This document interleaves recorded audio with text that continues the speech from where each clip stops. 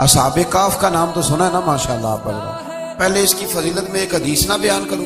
نبی کریم صلی اللہ علیہ وسلم نے فرمایا، یہ مسلم شریف کی حدیث ہے، دجال آئے گا قیامت کے قریب اور بڑے لوگوں کو گمراہ کرے گا۔ تو حضور نے فرمایا جو سورہ کہف کی 10 آیات زبانی یاد کر لے نا، وہ دجال کے فتنے سے بچ جائے گا۔ اللہ توفیق عطا فرمائے۔ اس سورہ مبارکہ کی آیت نمبر 9 سے اصحاب کہف کا ذکر شروع ہوتا ہے۔ اصحاب کہف، جب حضرت عیسیٰ علیہ السلام کو اللہ کریم نے چوتھے آسمان پہ بلا لیا نا، تو دقیانوس نام کا ایک بادشاہ ہوا بنی اسرائیل کے اندر، بڑا ظالم تھا۔ اس نے گمراہی پھیلا دی، اور جو لوگ معاذ اللہ کفر اور شرک نہیں کرتے تھے انہیں قتل کروا دیتا۔ تو 7-8 نوجوان اپنا ایمان بچا کے بھاگے۔ او ہو اللہ، ساری دنیا مال بچا کے بھاگتی، وہ 7-8 نوجوان اپنا ایمان بچا کے بھاگے کہ یہ ہمیں کہیں کفر کی طرف نہ لوٹا دے۔ تو جا کے ایک غار کے اندر چلے گئے، تو ایک کتا بھی ان کے ساتھ ہو گیا۔ انہوں نے کتے کو بڑے روڑے مارے کہ یہ اگر بھونکے گا، آواز نکالے گا تو ہم پکڑے جائیں گے، ہم نے تو چھپنا ہے۔ پر اس کو نہ ولیوں سے پیار ہو گیا تھا۔ اس نے کہا بھگاؤ جتنا مرضی مجھے، فطرت میری ہے کہ میں بھونکتا ہوں، پر جب اللہ کے ولی ہوں تو پھر میں ادب کرتا ہوں۔ یہ قرآنی واقعہ۔ اچھا، یہ عین وہ واقعہ ہے قرآن مجید کا کہ جو بہت ساری چیزوں پر ویسے ہی نص ہے اور بہت ساری زبانیں ویسے ہی گنگ ہو جاتی ہیں۔ تو وہ 6-7 لوگ تھے، وہ چلے گئے غار کے اندر، جا کے انہوں نے پناہ لے لی۔ بادشاہ کو پتہ چل گیا کہ غار کے اندر ہے۔ اچھا، اللہ کی قدرت، جیسے ہی داخل ہوئے انہیں نیند آ گئی، یہ سو گئے۔ اور قرآن مجید کہتا ہے، قرآن مجید کے یہ لفظ ہے کہ کتا غار کے منہ پر بازو پھیلا کے بیٹھ گیا، وہ اپنے مالکوں کی خدمت کر رہا ہے۔ اب میاں صاحب کی ایک بات کر لیں درمیان میں۔ میاں صاحب فرماتے ہیں، جنہ تنا وچ عشق نہ رچیا، کتے ہونا تھی چنگے، اور چلو مالک دے کر راکھی کر دے، صابر بھوکے ننگے۔ یہ دیکھو نا کہ اتنا تو ان کے اندر بھی کمال ہے۔ اپنے نا دونوں بازو پھیلا کے کتا بھی غار پہ بیٹھ گیا۔ ان کو نیند آ گئی۔ بادشاہ نے پتہ کرایا، کہاں بھاگ کے گئے؟ تو کہا وہ غار کے اندر ہے۔ بادشاہ کہنے لگا کہ ان کی سزا یہ ہے کہ ایک دیوار چن دو غار کے منہ، غار کوئی بند کر دو۔ جس بندے کی ڈیوٹی لگائی نا غار چننے کی، بندہ بڑا نیک تھا، جس کو دیوار بنانے کا ذمہ دیا، اس نے نا دیوار بھی بنائی اور ایک تختی پہ نا سب کے نام لکھے، اور وہ تختی ایک صندوق میں رکھ کے وہاں بند کر دی۔ اور اسی طرح کی ایک تختی اس کے نیچے لکھا کہ ایک تختی ان کے ناموں کی نا میں مال خزانہ میں بھی بند کر رہا ہوں۔ اللہ تبارک و تعالیٰ کی قدرت کے بعد مفسرین نے لکھا ہے وہ 100 سال تک سوئے رہے، اور بعض نے لکھا ہے کہ 300 سال تک سوئے رہے۔ 300 سال کے بعد اس طرح ہوا کہ حکومتیں بدل گئیں۔ بیدروس نام کا ایک بادشاہ آ گیا، وہ بڑا نیک دل تھا۔ اس نے ہر طرف حضرت عیسیٰ علیہ السلام کی شریعت کا پھر سے نعرہ بلند کیا۔ اب نا کچھ لوگ ایسے تھے جو منکروں نے وہ دیوار گرائی تاکہ میری بکریاں اندر جایا کریں۔ وہ دیوار گرائی تو اس نے اندر 6-7 لوگ سوئے ہوئے دیکھے، اور کتا بھی سویا ہوا دیکھا۔ اللہ تبارک و تعالیٰ اپنی قدرت سے، اپنے فضل سے ان کی کروٹیں بھی بدلتا رہا۔ اپنی قدرت سے ایک طرف انسان پڑا رہے نا تو اعضاء گل جاتے ہیں، ان کی کروٹیں بھی بدلی جاتی، مناسب روشنی بھی دی جاتی، حرارت۔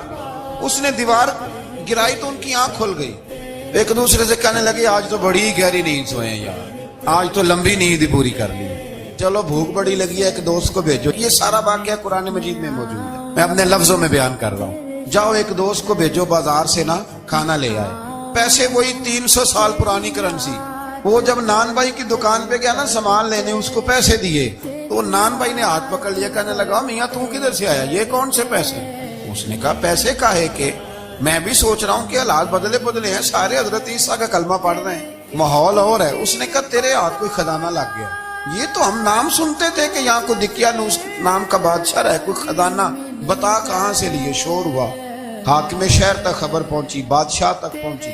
اس نے بتایا کہ بھئی ہم تو دقیانوس کے ڈر سے بھاگے ہیں، کل بھاگے ہیں یا آج سویرے، اتنا زیادہ ہمیں پتہ نہیں، کل یا آج سویرے بس نا اتنا سا ہمیں یاد ہے کہ ہم گئے تھے۔ بہرحال لوگ جمع ہو گئے، اکٹھے ہو گئے، غار تک پہنچے۔ اب جو غار کے اندر تھے وہ پتہ کہتے کہتے لگتا ہے ہمارا دوست پکڑا گیا ہے، پکڑا گیا ہے۔ تو اب بندے جمع ہو گئے، وہ اندر ڈر رہے تھے، تسبیح کر رہے تھے، اللہ کو یاد کر رہے تھے۔ ادھر یہ پہنچ گیا جب ان لوگوں نے یہ جیتا جاگتا رب کے فضل کا نمونہ دیکھا، اور بادشاہ نے کہا کہ یہ کیا ہے؟ صندوق کھولا تو اس کے اندر وہ تختی لکھی تھی کہ یہ ان کے نام ہے، یہ دقیانوس سے ڈر کے بھاگے ہوئے ہیں، یہاں یہ سو رہے ہیں، اور اسی کی ایک تختی میں نے فلاں جگہ بھی دفن کیا، وہ تختی بھی وہاں سے نکل آئی۔ اب سب لوگوں کی آنکھوں میں آنسو آئے اور سب کہنے لگے لا الہ الا اللہ، لا الہ الا اللہ، لا الہ الا اللہ۔ سب کہنے لگی ان اللہ علی کل شیء قدیر۔ جب ان کی بات پوری ہو گئی، لوگوں کے ایمان پختہ ہو گئے، تو اصحاب کہف کہنے لگے کہ ہمیں اب اجازت ہے، ہم پھر دوبارہ غار میں جاتے ہیں۔ وہ غار میں گئے تو رب نے پھر انہیں موت عطا فرمائی، نیند عطا فرمائی، تحفہ دیا۔ بادشاہ نے پھر اس کے آگے دیوار بنائی اور وہاں بادشاہ نے ایک مسجد تعمیر کرا دی، لوگ زیارت کرنے جاتے۔ یہ اصحاب کہف کا ذکر ہے۔ اب یہاں ہمارے مفسرین نے لکھا ہے کہ وہ جو کتا تھا نا، وہ بھی ساتھ ہی تھا۔ اللہ قیامت والے دن اسے انسانی، یا تو انسانی شکل ملے گی، یا جیسے رب کا فضل ہوگا رب کریم اسے بھی جنت عطا فرمائے گا۔ اس نے تبلیغ کی دین کی، اس نے کیا کیا؟ تبلیغ کی، نمازیں پڑھی، روزے رکھے، حج کیا، 10 صورتیں صحیح اس کیتا کی۔ آگے نا پھر آیت نمبر 32 ہے، اس میں اللہ تبارک و تعالیٰ نے 2 لوگوں کا واقعہ بیان کیا۔ فرمایا ایک شخص کے انگوروں کے باغات تھے، اور آگے نا پھر آیت نمبر 32 ہے، اس میں اللہ تبارک و تعالیٰ نے 2 لوگوں کا واقعہ بیان کیا۔ فرمایا ایک شخص کے انگوروں کے باغات تھے اور چاروں طرف سے انہیں کھجوروں کے درختوں نے گھیر رکھا تھا، اور درمیان میں کھیتی بھی، اور بیچ میں دریا بھی بہہ رہا تھا، اور ان باغات نے بہت عمدہ فصل دی۔ ایک دن یہ شخص اپنے ساتھی سے کہنے لگا میرا مال اور افرادی قوت تم سے زیادہ ہے، مجھے یقین ہے کہ یہ باغ کبھی برباد نہیں ہوگا۔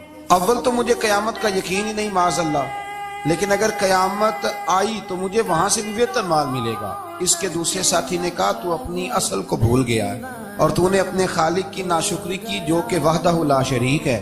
اگر تم نے باغ میں داخل ہوتے وقت ماشاءاللہ لا قوت الا باللہ کہہ دیا ہوتا تو یہ تمہارے حق میں بہتر ہوتا۔ اگرچہ مال اور اولاد میں تم سے کم ہوں، لیکن میرا ایمان یہ ہے کہ اللہ تعالیٰ مجھے اس سے بہتر نعمت عطا کرے گا، اور آسمان سے کوئی آفت آئی اور تمہارا باغ تباہ و برباد ہو جائے گا، یا اگر اس کا پانی زمین میں دھس گیا تو پھر تم اسے تلاش نہ کر پاؤ گے، بالآخر اس شخص کا باغ برباد ہو گیا۔ وہ جو کہتا تھا نا مجھے یقین نہیں قیامت نہیں آئے گی، اس کا باغ ہی، اور وہ کفِ افسوس ملتے ہوئے کہنے لگا کاش میں نے شرک نہ کیا ہوتا۔